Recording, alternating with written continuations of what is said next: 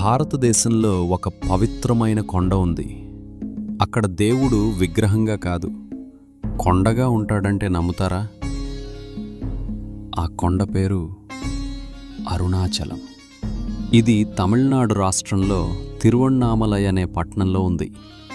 చెన్నై నుండి సుమారు 200 కిలోమీటర్లు. బస్, ట్రైన్ ఏదైనా ఎక్కితే సులభంగా చేరుకోవచ్చు.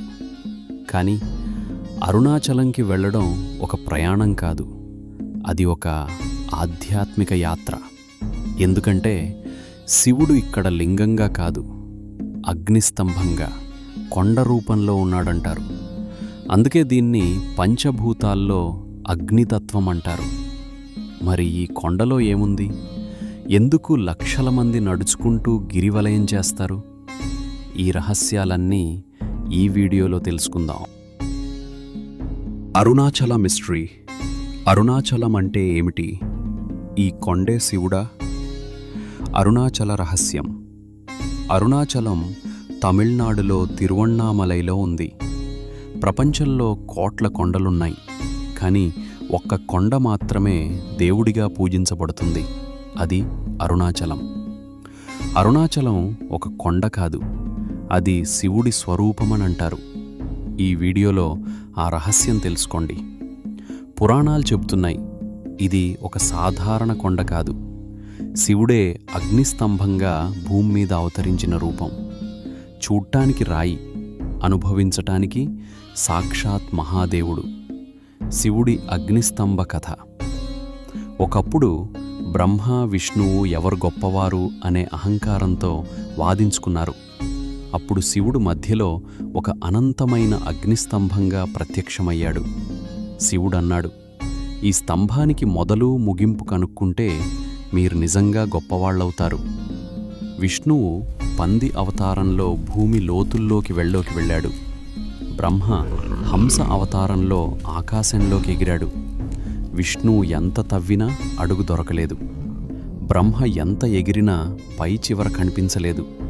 చివరికి ఇద్దరూ ఓడిపోయారు. అప్పుడు శివుడన్నాడు, నన్ను కొలవటం ఎవరికీ సాధ్యం కాదు.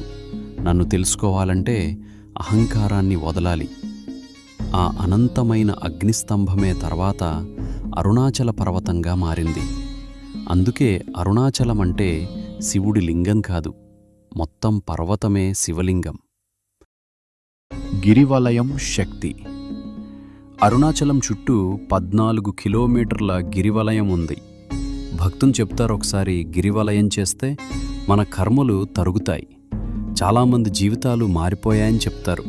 భయం తగ్గుతుంది, మనస్సు ప్రశాంతమవుతుంది, మన మనస్సు శాంతిస్తుంది. పాదరక్షలు లేకుండా నడిచే ప్రతి అడుగు ఒక ప్రార్థనలా మారుతుంది. అరుణాచలాన్ని చుట్టి నడవడం అంటే దేవుడిని వెతకటం కాదు, మనల్ని మనమే కనుగొనటం. రమణ మహర్షి 16 ఏళ్ల వయసులో ఒక్కసారిగా రమణ మహర్షికి మరణ భయం వచ్చింది. నేను చచ్చిపోతే నా శరీరం పోతుంది, కానీ నేను ఎవరు అని ప్రశ్నించాడు. ఆ ప్రశ్నే అతన్ని అరుణాచలానికి తీసుకొచ్చింది. రమణ మహర్షి ఇక్కడే తపస్సు చేశాడు. ఆయన అన్నాడు, అరుణాచలం ఒక ప్రదేశం కాదు, అది ఒక సజీవ ఉనికి. అక్కడే అతను గ్రహించాడు, నేను శరీరం కాదు, నేను చైతన్యం. అప్పట్నుంచి అరుణాచలం అతని గురువు, అతను ప్రపంచానికి గురువు. అరుణాచలం చూడటానికి కొండ, అనుభవించటానికి దేవుడు. ఇలాంటి మరిన్ని వీడియోస్ కోసం మన సనాతన తెలుగు ఛానల్ని సబ్స్క్రైబ్ చేయండి.